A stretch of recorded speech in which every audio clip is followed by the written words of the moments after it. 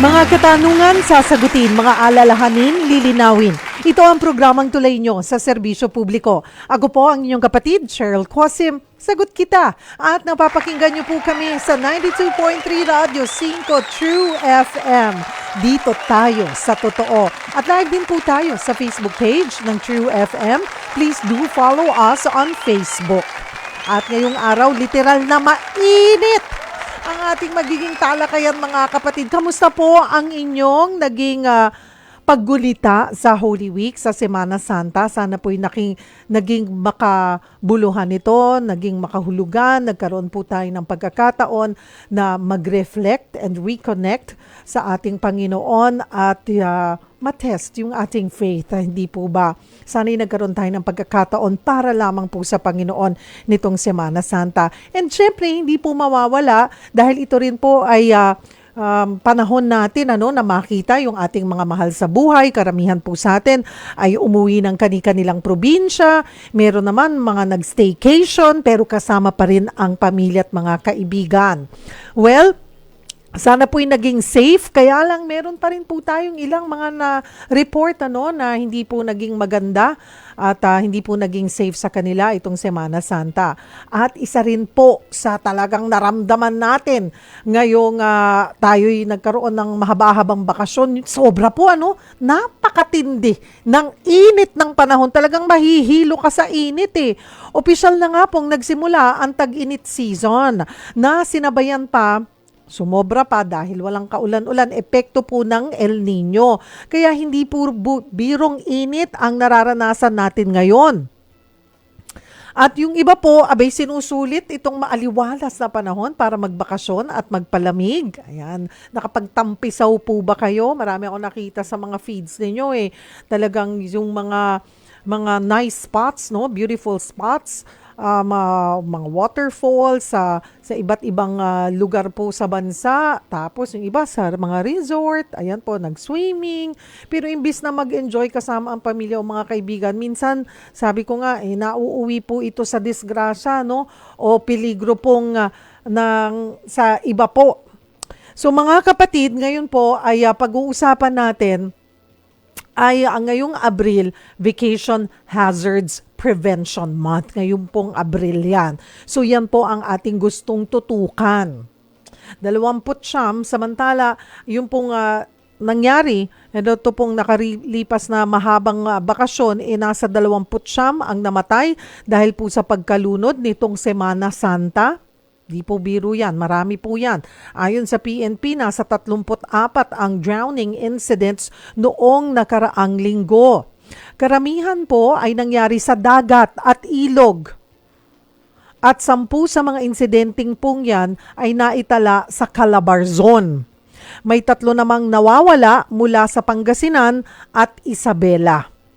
Noong 2023, umabot po sa 63 ang naitalang insidente ng pagkalunod kasabay ng Holy Week.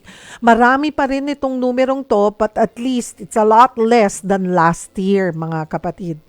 Samantala, 4 na lugar naman po sa bansa ang inaasahang nakaranas ng danger level ng heat index ngayong araw. Ito yung mainit na nararamdaman natin sa ating balat. Yan po ay sa Apari, Cagayan, Pili, Camarines Sur, sa Catarman, Northern Samar at sa Zamboanga City. Kansilado rin po ang ilang klase sa ilang lugar ngayong araw, kabilang po dito ang Bacolod City, Iloilo City, Rojas, Capiz at ilang munisipalidad sa Negros Occidental. Nagdeklara naman po ng water crisis naman ang Cebu City dahil sa patuloy na pagbaba ng tubig sa mga ilog.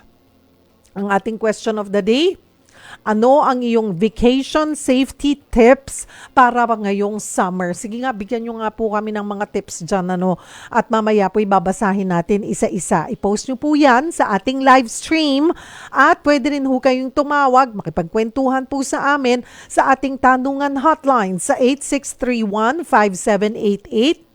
Ayan, or 8631-6674. Again, that's 8631-5788 or 8631-6674. Oras natin, mga kapatid, It's 4:10 na po, 4:11 na ng hapon at umpisahan na po natin ang discussion. Simulan po natin mula sa Pag-asa. Kasama po natin live via StreamYard si Miss Annaliza Solis. Siya po ang officer in charge ng Climatology and Meteorology Division po ng Pag-asa. Hello po sa inyo, ma'am. Magandang hapon po, Miss Anna. Yes, good afternoon, Miss Cheryl. Good afternoon po sa lahat ng nanonood at nakikinig. Naku, grabe po napakatindi talaga ng init ng sikat, yung sikat po ng araw. Kapag sinabi pong heat index, Miss Annaliza, na nasa dangerous level, kasi di ba naglalabas po kayo niyan ng mga bulletin, ano? Gaano kainit ito pag dangerous level na yung heat index? Well, kapag sinabi natin yung heat index ay danger, ibig sabihin po yung discomfort or yung init na yung ating alinsangan na nararamdaman ay between 42 to 51 degrees. So, Miss Cheryl, ito po is hindi po in terms of init ng temperatura, kundi yung tinatawag na damang init natin.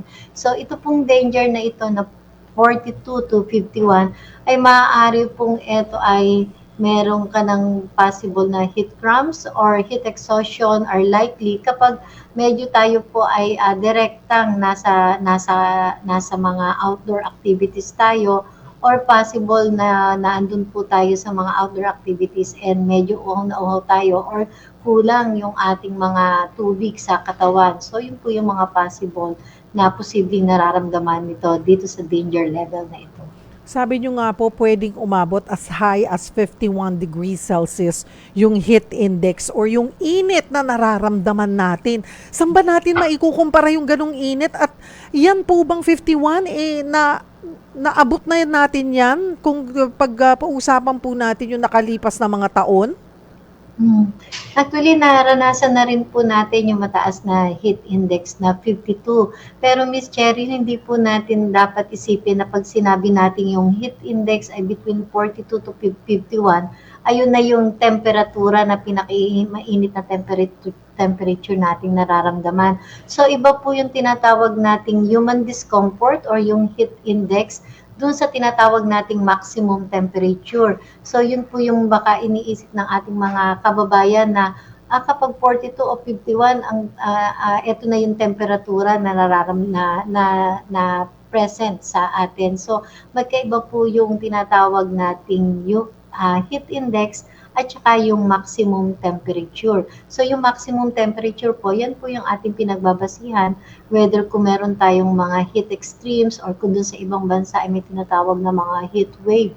Whereas dito sa atin, eto pong tinatawag na heat index ay eto yung damang init o yung nararamdaman ng katawan natin or yung apparent temperature. So hindi po ito akmang nasusukat na gamit yung temperatura ng hangin. Okay. Kasama yung alinsangan. Pero saan pong mga lugar ang talagang ramdam po ito, Miss Annaliza? So sa ngayon po, yung gaya ng nabanggit natin kanina, dyan po sa may parte ng Cagayan area, sa may Camarines Sur, sa may Pili, sa Daet, sa Catarman, Northern Samar, and Zamboanga City. And meron din po mga medyo matataas din ang mga heat index dyan sa mga areas po ng mga Cotabato, ng Zamboanga, as well as yung sa mga other areas dyan po sa may Kabisayaan. So yan po yung medyo matataas po, yung possible na mga heat index natin today at sa mga darating pa pong mga araw. Malaking factor po ba itong El Nino na ating nararanasan dito po sa taas ng heat index? Yes, tama kami, Cheryl. So, malaki po yung contribution ng tinatawag nating El Nino dahil sabi nga po natin very warm and very dry yung ang ating temperatura at pati yung hangin, and then napakalaki po ng significant na reduction sa tubig ulan. So, ibig sabihin po, aside dun sa usual na warm and dry season months natin, malaking contributing factor itong ongoing El Nino natin. At gaano po katinding init pa ang ating aasahan? Nandoon, nakikita po ba natin na mas iinit pa ngayong Abril at Mayo? Well, base po sa forecast ng DOST Pag-asa, yung temperature, yung maximum or daytime temperature natin, maaari pong umabot ng 40. So yan po ay bukod pa po doon sa tinatawag nating heat index or damang init natin ng ating katawan. So meaning medyo talagang mainit at napakaalinsangan ng ating posibleng mararamdaman, lalong-lalo na po April and May. And Miss Cheryl, historically po kasi during months of May, natin nararamdaman or nakakapag-record or nakakapagtala tayo ng maximum daytime temperature. And usually may mga nahihigitan yung ating mga extremes or yung mga all-time high natin, posible pong malampasan natin yung mga iyon sa iba't ibang lugar. Puntahan ko po yung tubig natin, ano, dahil pag ganyan, ang mga dam natin, bumababa po yung level. Nagsabi po ang NWRB na magbabawas nga rin ng alokasyon ng tubig. Kumusta po ba ang level ng ating mga dams sa monitoring po ng Pag-asa, Miss Annaliza? Well, sa ngayon, base sa present monitoring natin, particularly dito sa Angat Dam ay 198.8 meters, which is more than 8 meters pa rin, 8.5 meters pa rin naman yung deviation niya from the rule curve. So, ibig sabihin po, possible pa rin po at nandun pa rin sa normal operation ang ating Angat Dam dahil above naman po siya dun sa roll curve or yung normal operating level nito. So, hopefully ay ito ay ma-manage natin well itong ating mga tubig sa ating mga dams. And then yung mga ibang dams po natin na minomonitor ay medyo pababa din po. Yung halos lahat po ng ating mga dams ay bumababa sa ngayon. So bukod po dun sa significant reduction sa tubig ulan, dahil sa sobrang init, so mataas din yung evaporation rate natin, Miss Cherry, at this time of the year. Ito po bang El Nino ay nag-peak na po ba tayo? Nasa panahon na ba tayo ng pawala na ito or hanggang kailan po ito maaasahan? Kasi usually, 'di ba, Miss Annaliza, end of May, mararamdaman na natin yung mga paulan-ulan. Yes, Miss Cheryl, sa ngayon ay nasa weakening stage na itong tinatawag nating El Nino. So galing tayo sa peak during the months of December, January, and February, and then ngayong March at April. So nag-start na siya ng weekend. But then, hindi po nangangahulugan na nagbibigan na itong El Nino, ay nagbibigan na rin yung impact. So sa katunayan, base po sa forecast ng DOST Pag-asa, itong April and May, ang kung saan marami po ang lugar na maaapektuhan ng significant reduction sa tubig ulan. So, ibig sabihin, Miss Cheryl, nung time na since October, November, December, yung mga areas po na naka-receive ng mababang tubig ulan, yung mga ibang areas doon ay posibleng nagpapatuloy pa hanggang sa ngayon at posibleng magpatuloy hanggang April and May. So therefore, prolonged dry spell na talaga yung nararamdaman nila, malaking kakulangan na sa tubig ulan. And pagsapit naman po ng May, so although yan po talagang usually yung tagpasok natin ng tag-ulan, may mga local thunderstorm activities na rin po tayong yan. But then kung ikukumpara natin dun sa normal or usual na magiging ulan natin sa Mayo, ay lubhang medyo below normal pa rin. Pero may mga ulan na din. Okay. Yung pong La Nina, isama ko na, Ma'am Annaliza, sabi nila, ang pagkatapos po nitong El Nino, magsusunod po ang La Nina. Well, so after nitong weakening stage ng El Nino, so we'll go back to ENSO neutral condition. So ibig sabihin walang El Nino, walang La Nina, kailangan babalik po muna tayo sa ENSO neutral state na iyon. And possible po, may probability more than 60% na by June, July, August, mayroong possible na developing La Nina. At isa lang din po ang ibig sabihin nito, Miss Cheryl, during pre-developing La Nina, ang impact po sa ating pag-uulan ay below normal pa rin. Ibig sabihin, kung mararanasan natin itong full-fledged La Nina, maaaring yung mataas na posibilidad na maraming ulan ay end of this year pa ang possible nating mararamdaman yung full-fledged impact ng La Nina. Panghuli na lamang po, paalala sa ating mga kapatid po, habang umiiral pa rin po ang El Nino. Well, sa ngayon po ay patuloy pa rin pong umiiral ang El Nino at naandito tayo sa warm and dry season month. At base nga po sa forecast ng DOST Pag-asa, ito ay possible na isa sa mga mainit na tag-init natin. So, kailangan po tayong alagaan natin yung ating katawan, yung ating mga health concerns natin. So, uminom po tayo lagi ng maraming tubig and lagi po tayong mag-shower. But then, kailangan din po magtipid tayo ng tubig. So, we use a glass of water when brushing our teeth. So, yung mga ganun pong mga maliliit na mga water conservation tips natin na maaaring gawin natin sa ating tahanan ay gawin po natin to help save water every day. And also, kailangan po mag-refresh tayo araw-araw. Marami pong salamat sa inyong oras. Ma'am Annaliza Solis, ang OIC ng Pag-asa, Climatology and Meteorology. Ayan. Division ng Pag-asa. Thank you, Miss Anna. Good afternoon.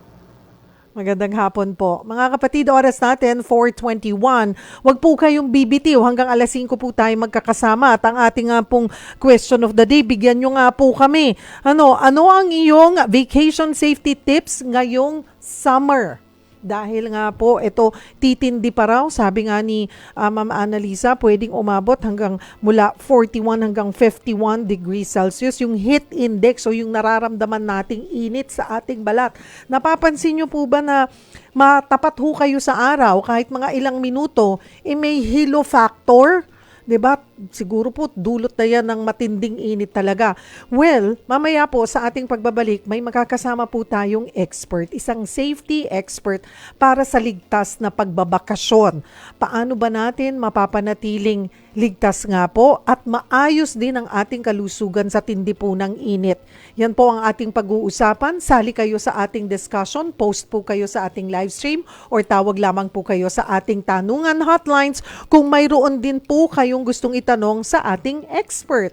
8631-5788 or 8631-6674. Again, that's 8631-5788 or 8631-6674.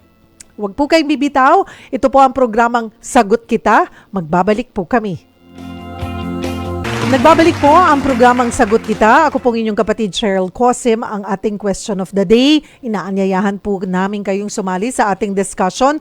Ano ang iyong vacation safety tips ngayong summer? Post na po kayo ha at mamaya po babasahin po natin yan isa-isa. Kung gusto nyo rin naman pong may konsulta or dumulog, meron po tayong isang safety expert na makakasama. Pwede po kayong tumawag sa ating tanungan hotlines. Live via StreamYard. Kasama na po natin. Naninibago ko. Wala siya dito sa tabi ko. Dr. Ted Esguera. Isa po siyang doktor at sundalo at rescue expert. Siya po ang medical physician ng Mount Everest Expedition Team at officer in charge po ng Specialized Medical Assistance Response Team ng Coast Guard. Magandang hapon po sa inyo, Doc Ted. Hi, good afternoon, Cheryl. Oo, ba't wala ka dito sa tabi ko? Sanay ako na nandito ka. Medyo Gipit.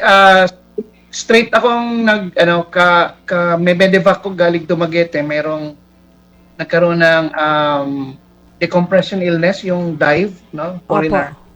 I was requested to pick him up doon kasi walang chamber doon sa Dumaguete area. So I have to fly him here sa Manila. Gulo-gulo pa ako.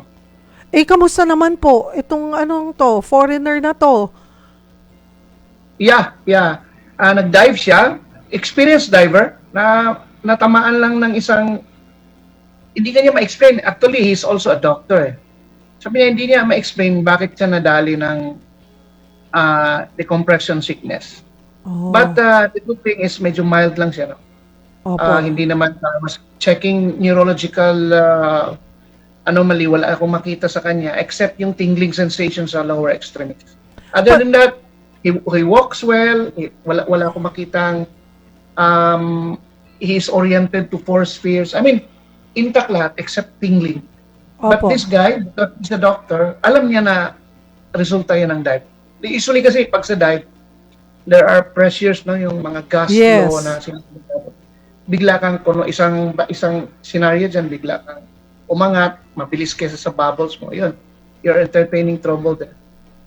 Oh, pero at least okay na po yan. Okay na po Yeah, siya.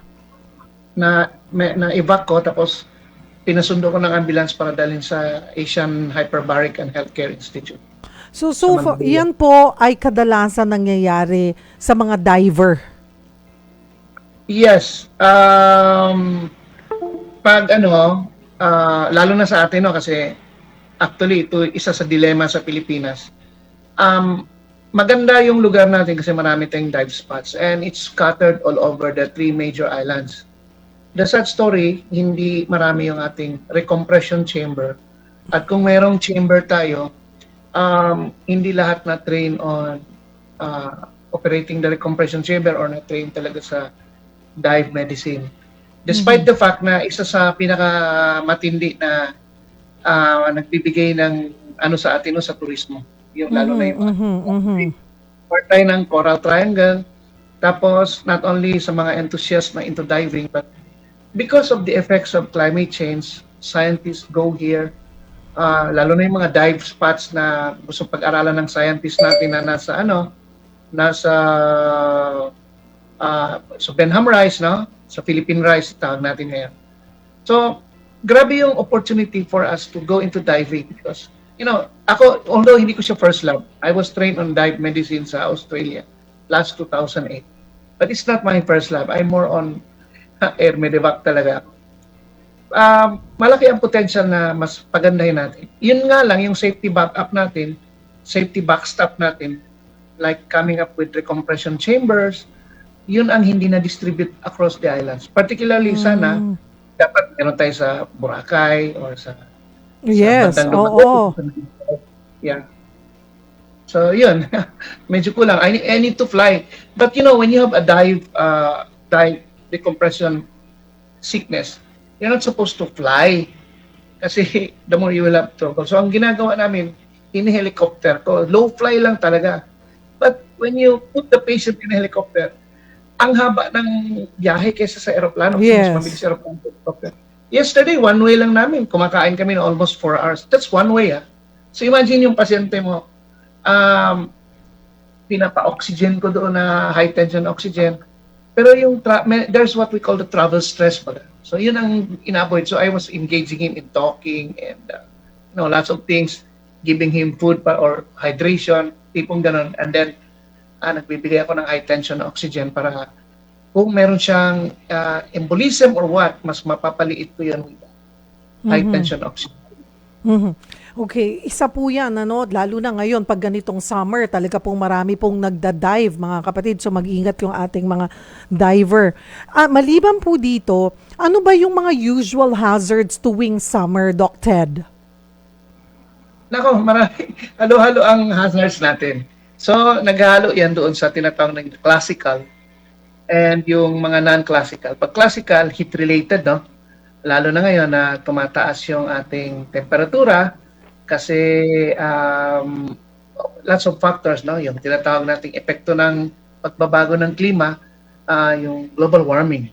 It's not only here, but ang Pilipinas, isa tayo sa lugar na matatamaan kasi we are annexed to the Pacific Ocean. Kaya, yun. Tapos pangalawa, yung human incursion, no? We remove lots of trees. Kaya grabe init. Kahapon nga, nasa Himpapawid ako, crossing from one island to the other. I was saddened by the view that I was watching while I'm above, no? Halos yung mga bundok natin, wala na siyang foliage, wala na forest cover. So, yun ang epekto. So, yung tao, sa classical, sa init ng panahon, magkakaroon siya ng tinatawag nating mga heat illnesses, no? Ang pinaka-common dito, Cheryl, at hindi gaanong nagagamit, yung heat exhaustion. Ang Pilipinas, mahilig gumamit sa heat stroke. Gusto ko pong linawin. Yung heat stroke po, hindi ka po makakita gaano ng heat stroke. Okay. Karamihan nakikita mo, heat exhaustion. Kasi yung heat stroke, Cheryl, at sa mga sumusubaybay, makinig kayo, mahirap buhayin ang heat stroke. Kasi ang unang makikita mo dyan sa isang tao, doon muna ako sa heat, sa mild, katulad ng heat exhaustion. Yung tao may story na exposed sa init. Pwedeng ang kanyang kasuotan ay hindi tugma sa panahon. Makapal at medyo madilim ang kulay. So nag-absorb ng init. Meron siya activity, tapos hindi sumasabay yung kasuotan. Tapos kulang yung hangin. So mahihilo yan. Magpapawis yan. Mahihilo siya kasi kukulangin ng pag-supply ng oxygen sa utak kasi yung dugo niya babagsak. Kasi nagdalakihan yung mga vessels, no? Pangalawa, pwedeng lumalabas yung mga electrolytes, mahihilo ang tao. So ang ginagawa natin, dinadala sa paligid, hinto yung activity, dinadala natin siya sa gilid, no? Kung saan walang init, tapos usually ang pinaka-typical ay niluluwangan natin ng suot, tapos papaypayan. Tama yun. Pag paypay, dapat isang ano lang siya, isang takbo. Hindi yung nagpapaypay sa kaliwa, nagpapaypay sa kanan. Tapos lagi natin unahin yung head part kasi may kasabihan sa wilderness medicine, hot head, cold heart. Pag sobrang init, ang brain ang sensitive. Tapos inom natin ng pasyente, hydrate. May mga taong nagkakamali dito. Sa hydration, okay lang yung malamig kung may access ka. Pag nag-hydrate ay dapat mineral water kasi may electrolyte. Huwag tayo magbigay ng distilled water. Huwag tayo magbigay basta-basta ng yung mga laced with, hindi ko alam, pwede ko banggitin dito, yung parang mga 8-8, no? The colored drinks, no? Okay, opo. Energy drink, pag sinasabi nila, diba? Not necessarily energy drink. Yung tipong high in electrolytes lang, may kulay blue, kulay yellow, mga ganun. Opo. Hindi ko muna siya in-encourage. Kasi una, may mga taong sensitive. Pag ininom mo na challenge yung bituka nila, isusuka nila. Sayang, no? Kasi sometimes they lace it with some additives na challenging sa, may color. May coloring yun eh. So, ang dapat ibigay lang natin is purely mineral water. Ang mineral water may electrolytes. Kaya ka nahilo kasi yung electrolytes mo lumabas. Karamihang lumalabas dyan, yung sodium. May dalawa kasing electrolytes, sodium, potassium. Kailangan yan sa pag-function ng cell. Paglabas ni sodium, hindi gumagana si potassium. Yan yung totoo, Cheryl, na mag-sweetheart. Hindi si Romeo and Juliet ni Shakespeare. Without the one, the other is non-functional. So, ang tawag namin sa medisina, yung hyponatremia, pag wala si sodium, hindi mag-function si potassium. Kaya nagka-cramps ka, nahihilo ka, gano'n. So, recharge. Okay? Okay. So, karamihan, pag ang tao ay sumusunod sa'yo, hindi yan heat stroke. Tapos, pag hinawakan mo, Cheryl, clammy, pawis, agkit, nakakasunod sa'yo. Dadalhin natin sa lilim, kaupo, painom, nakakasunod. Walang problema. So, marireverse natin. Pag napabayaan mo yan, mauubos ang pawis mo. At continuously napabayaan, katulad ng pwedeng naiwan sa sasakyan, bata, matanda, or worst case scenario, no? Yung preso ka, nilagay ka sa Bartolina, yung there was an intentional. Or worst case scenario, tinatawag nating exertional part, no? Yung tumakbo ka, extreme athlete ka, or sundalo ka, tapos you were subject to some sort of a punishment. Tapos sa maralong doon, hindi ka nakita. Ubus ka, bumagsak. Tuloy-tuloy na yon. Hindi ka makagulapay. Pag naubos na yung tubig sa katawan mo, wala na. Altered mental status, tawag namin dyan. Hilong-talilong ka na dyan. Papasok ka na sa heat stroke. So ang tawag doon, Cheryl, from heat exhaustion, mapunta ka sa anhydrotic heat exhaustion. Ibig sabihin, conscious ka pa, pero nawawala ng pawis. Pag hindi na reverse yan, Cheryl, yan ang heat stroke. Anong makikita natin sa heat stroke? Una, ang tao, hilong-talilong na, hindi na maka-cooperate sa'yo. Maraming insidente na nagsisisure na yan, no? Nagsisisure, yung parang, laymanized ko, yung parang epilepsy. Oo. Yan. Okay? Nangingisay. Sensitive ang brain. Pag hinawakan mo yan, naku, hindi ko makakalimutan to, magugulat. Ang init. Oops, sobrang init. Tapos dry na dry. Okay. Hindi mo mapapainom ng tubig. Karamihan dyan kasi wala na. So, bihira ka makakita ng heat stroke. Kaya mahirap siyang buhayin. Kailangan dyan, tubig, una, ulo, pay gagat, tapos sirit sa ospital, baka mahabol na din. Kasi pag hindi habulin, may tinatawag tayo dyan na epekto sa loob. Yung EODS, End Organ Damage Syndrome. Nasisira yung mga organ niya. Kasi init. So, actually, mahirap siyang buhayin. Kasi, yung training ko kasi, Cecil, sa wilderness medicine ako, na wala dito sa Pilipinas, is medyo home court namin ang environmental emergency. That's what we spend the days of field.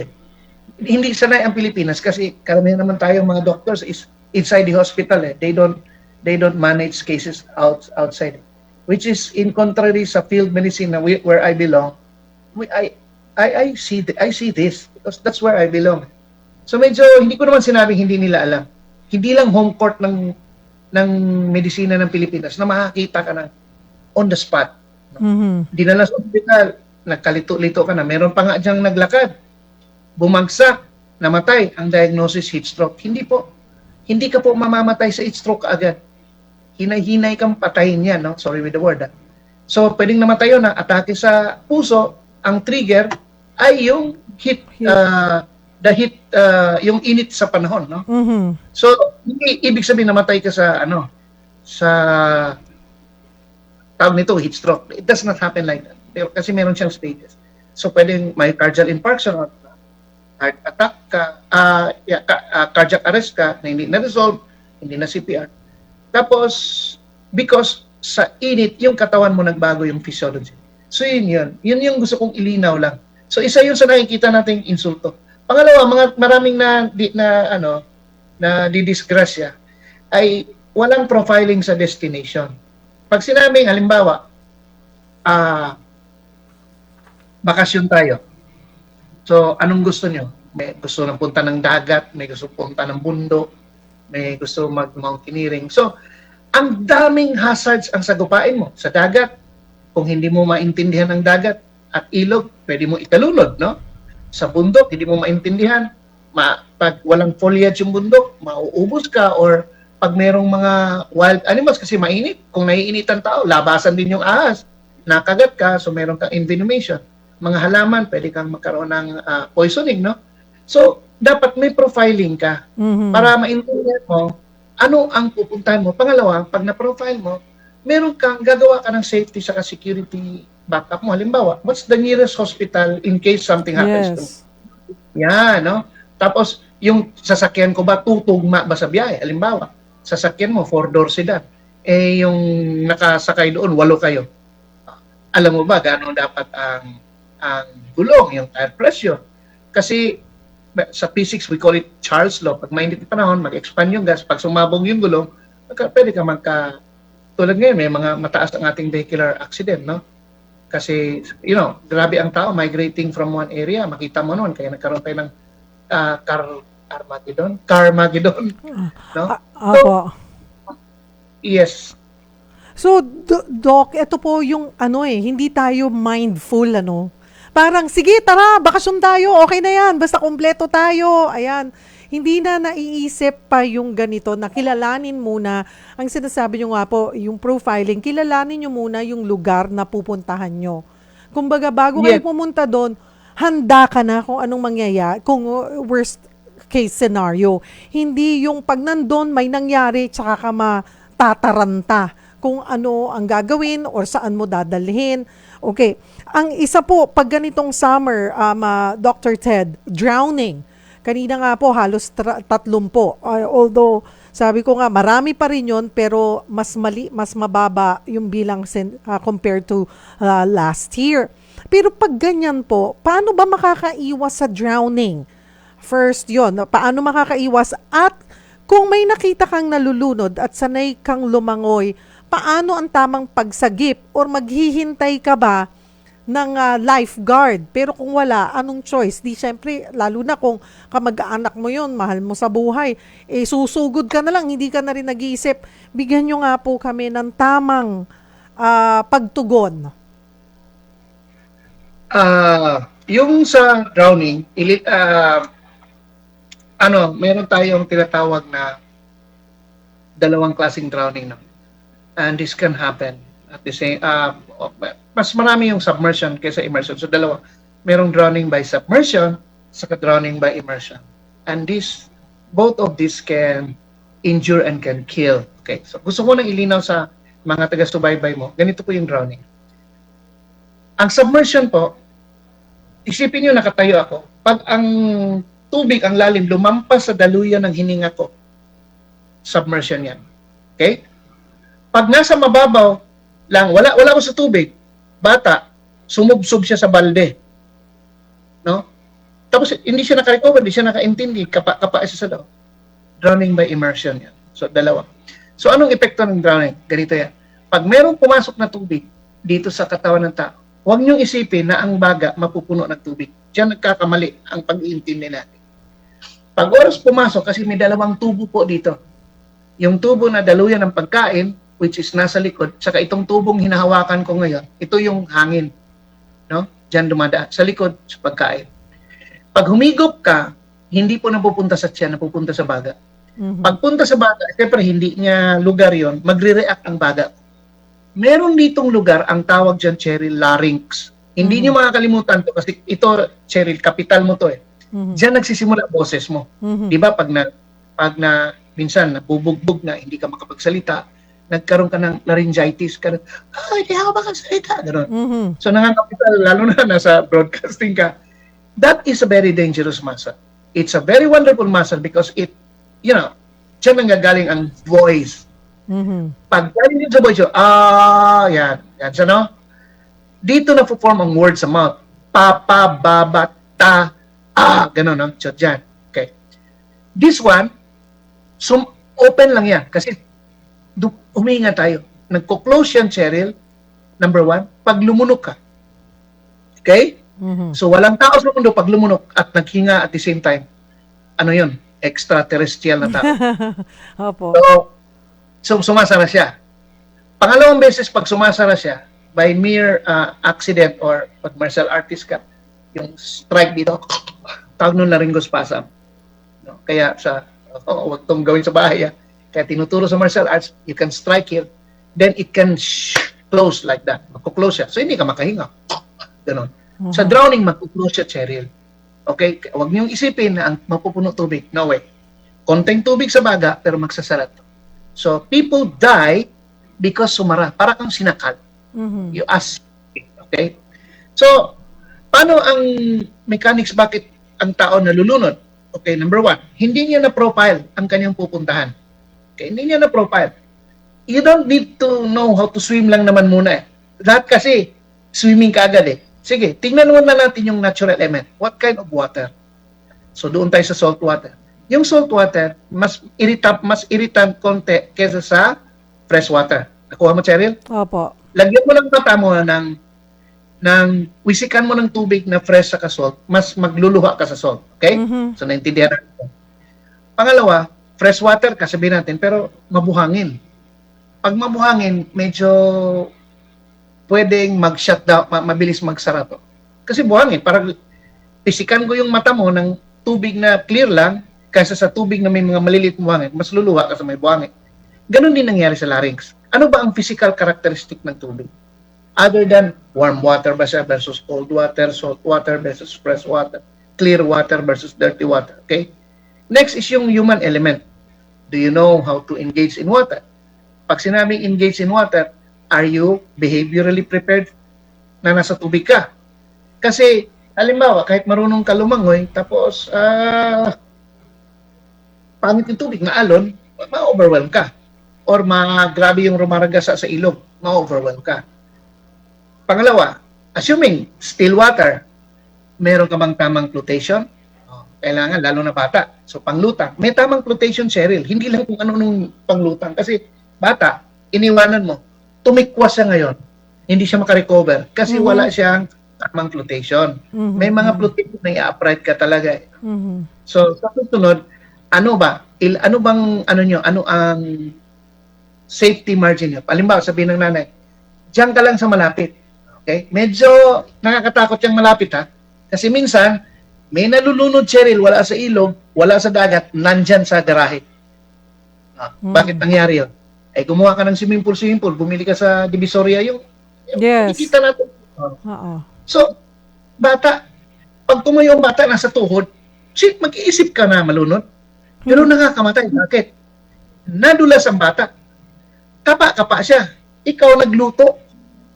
Sinambay mo sa luto mo kasi party-party kayo eh. Iniisip mo, nang tiningnan mo, may mga, siguro naglangoy. Yung pala, struggle na yun, Cherry. Pero nakita mo, wala na. The worst case scenario, hindi ka pa marunong mag-CPR, which by and by, i-demo ko konti sa inyo paano ginagawa. So, kailangan, ano ang safety margin mo? Yung kailangan meron kang body. Uy, anak, bantayan mo ha. Tutok mata mo. Or ikaw, nakatutok ka sa isa. Or kahit adult tayo, sige, body tayo. Yan, lalo na pag marami. Kahit lifeguard ako, Cheryl, pag marami yan, hindi ko alam kung isang-isa doon struggling. Next, Cheryl, hindi lahat pwedeng lumangoy. Sino yon? Siyempre, yung mga taong hindi talaga pwedeng lumangoy. Yung may mga pansalan, umiinom ng gamot, lalo na pag may seizure disorder, yung may epilepsy, no? Opo. So, baka doon ka na, matrigger lalo, no? Tapos next, yung mga nakainom, no? Kasi wala, impaired judgment, no? Tapos next, yung mga tao na kung saan ay sobrang matanda na at sobrang bata. No? At yung tao na hindi pwedeng walang kasama. Mhm. May ang mga nalulunod, yung ilan ay mga batikan. Bakit? Una, sanay mag-isa. Pangalawa, atleta yan. Hindi nila minamind yung exhaustion nila. Doon sila bumigay. Kaya minsan, naging doktor din ako ng mga triathlon. There was a situation na matayan kami because they had cardiac arrest during the swim. So ito yung dapat bantayan natin. If we want to create a vacation na memorable na hindi, kailangan alamin natin. 8 tayong pamilya, lumabas tayo, body-body system. Not only in swimming, on the way. Halimbawa, nakiihi ka. Biglang someone nabbed you there. Kasi wala kang body system. Kailangan safety security margin Saan? from the benefit sa bahay hanggang sa swimming area. Mhm. So, yun, doon tayo nagkakamali minsan. Okay, kailangan gagawa tayo ng avenue paano. Okay, body, hindi pwedeng aalis yan, hindi ka kasama. Ganyan, no? Mhm. So, kailangan may time frame tayo. Kung pit stop, no? Halimbawa, swimming. Okay, guys, swimming ngayon. Ngayon, dito, tatawagin ko kayo. Dito na area lang kayo. Tawagin ko para hydrate. Bakit, Cheryl? Pag ikaw swimming ka, Cheryl, excited ka. Nag-use ang body mo. Ngayon, ubos ang electrolytes mo rin ngayon. Diba? Na-use up mo eh. Pwede ka mag-cramps. Kaya mga tao nalulunod, kasi nag-cramps, kunwari itong gastrocnemius, itong sa leg natin, you can swim and you start to drown. Mhm. So yun. Pero may pit stop ka na, sige, inom muna. Then, huwag kayong kumain, mag-swimming kayo, huwag kayong mag-load, huwag mag-alak, no, hindi yung sobrang busog. So, iyan ay ginagawa natin para mas sustained ang ating, sabihin natin yung happy activity. Yes. Kasi, pag hindi mo yan ginagawa, Cheryl, and you're so overwhelmed, and your emotion is so high because yung kamag-anak nandoon, the reason is low. Tandaan mo yan. Nasa brainstem natin. When the emotion is high, the reason is low. The reason clouds your judgment. That's why people die. Na-underestimate eh. Underestimate nila, na-exhaust nila, or hindi nakita, may riptide kasi excited eh. Kailangan meron kang tamang pit stop or time frame. Ito muna, then babalik ulit tayo. So, ayan. Mhm. Doc Ted, medyo kapos na po tayo sa oras. We have less than 10 minutes to go.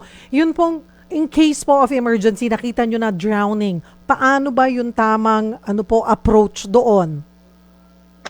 Okay. So, ganito ang gawin natin. Pag kinuha yung tao, may tinatawag tayong reach, abutin mo siya. Mamaya, lilipat ako sa side kasi tuturuan ko kayo paano mag-CPR.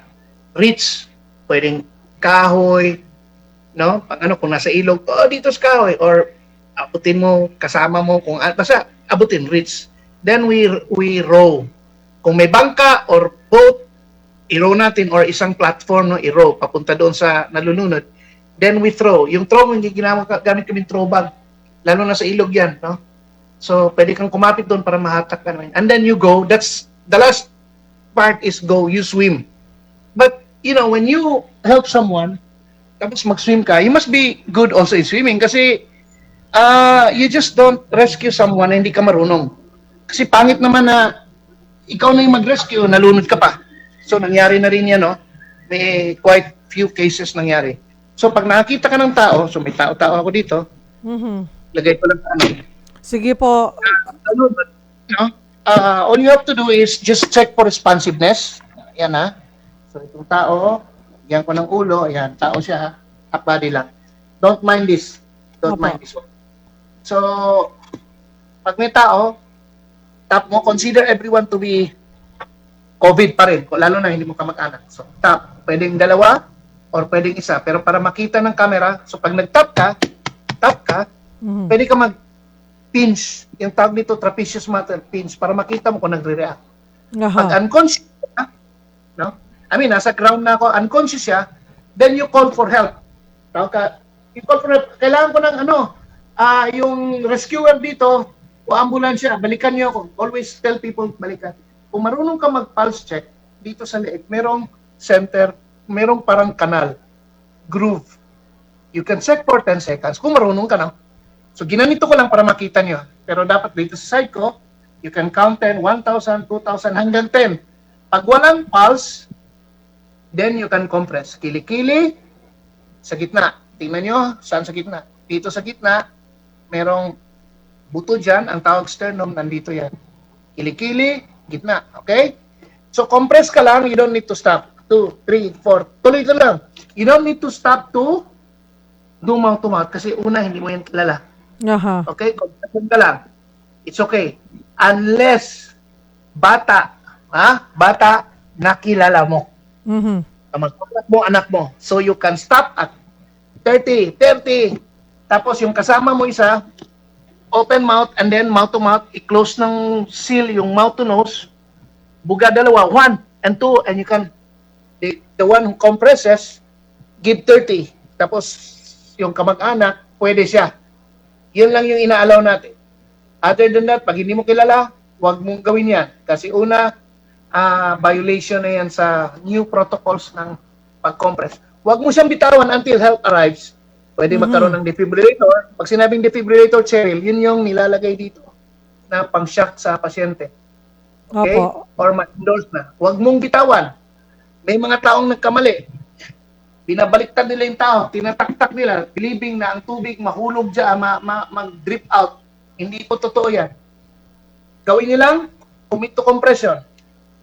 Kung walang rescuer yung pinuntahan yung lugar, kung may pick up, sa likod ng pick up, tuloy-tuloy hanggang sa ospital. Kung tricycle, isipin nyo, nasa labaw ng tricycle, nakaupo ako sa tricycle, nakapatong, yung paa niya nakalatay doon sa gasoline tank, papunta sa ospital. Merong tao dito sa harap, nakayuko siya, hinawakan ko, yun ang nagko-compress. Ako nakaupo. Bakit ako nakaupo doon sa upuan ng tricycle?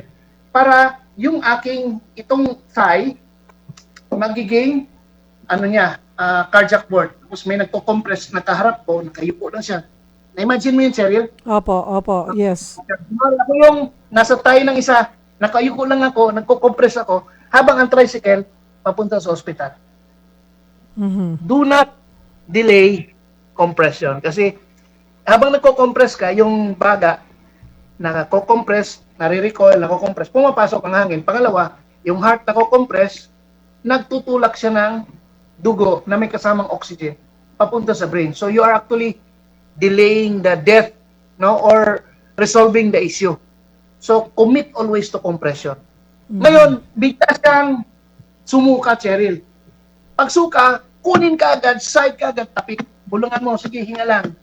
Huwag mo siyang iwanan na susuka na ganyan. Kasi pag sumuka yan, hindi niya malagay sa gilid yung kanyang mukha. Pag higop ng suka, pupunta sa baga, nako, mahirap yan, mamamatay siya. So pag sumuka yung gilid ka agad, tapik ka agad. Okay? So tawag doon, quick recovery position. The side is the recovery position. Okay? So ganyan. Okay. Doc, kapos na po ako sa oras. Ano po ang huling paalala po natin, tip? I mean, ang dami nating pwede pag-usapan. Hindi natin napuntahan lahat pa yung sa pagbiyahe on the road or yun nga po, kung mga hikers, hindi na natin pero overall, ano pong may bibigay nating paalala bago pumunta sa isang bakasyon? First, always think safety must be your way of life. Kasi hindi siya culture ng Pilipino. So gawin natin culture. Simula sa pag-alis ng bahay, yung bahay mo ba, wala bang naka-plug? Hindi mo ba in-announce na alis ka? Kasi pag in-announce mo, alis ka, buong pamilya, yung akyat bahay gang nag-like din yon. Tapos yung sasakyan mo, pwede ba i-travel ng malayuan? Kayo, are you ready for an outdoor activity? Tapos yung environment nyo, tugma ba? Kailangan tutugma ka, hindi pwedeng nag-travel ka, papunta ka sa isang liblib na lugar, tapos nakagutsi ka, naglitawan yung mga alahas mo. kailangan tugma ka ba sa environment? Do you act like the native? So tandaan niyo lang yung survival. SURVIVAL, ha? Tandaan niyo. S, situation awareness. Alamin mo ang paligid mo. U, undue haste makes waste. Magplano, wag magmadali. R, remember what, where, who you are. Alamin mo sino ka. Kaya ko bang umakyat? Kaya ko bang lumangoy? V, vanquish panic. Pag nasa sitwasyon, huwag ka agad magpanic. I, kung nakulangan ka, improvise, innovate. V, value life. Unahin mo yung buhay kaysa sa mga adventurism mo. A, act like the local or act like the native. Huwag kang mag-off color. And L, okay, ito yung importante, learn life skills. Katulad ng pag-CPR, pag-first aid, yan. So, survival, mnemonics. Marami pong salamat sa inyong oras, Doc Ted. Sana'y makaulit po kami muli bago matapos ang summer, pag medyo mas maluwag na. Thank you for your time and thank you for all the tips po. Thank you, Cheryl. Ayan God po bless you. thank you.